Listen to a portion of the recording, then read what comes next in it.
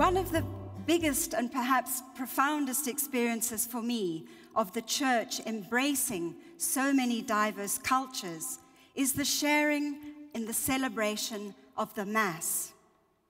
And that in so many of the most far-flung regions of our parish, of our planet.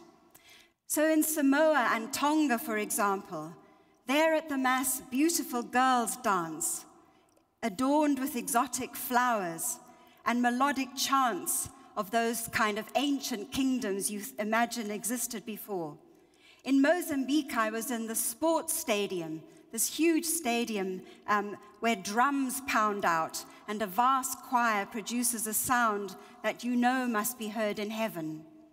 And then I remember too the tiny chapels in remote areas of Guatemala, where the marimba brings you out into that dance and that sense of singing that only they can do in Guatemala.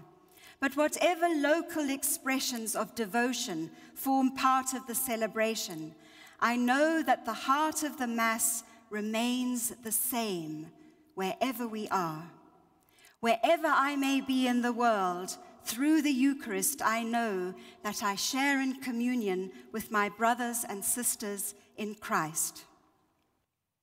But I cannot possess Christ just for myself. I can belong to him only in union with all those who have become or who will become his own. Communion draws me out of myself towards him, and thus also towards unity with all Christians. But the Eucharist makes me think of a wider symbolism, and that is, of course, the sharing of bread, the sharing of food and drink with others.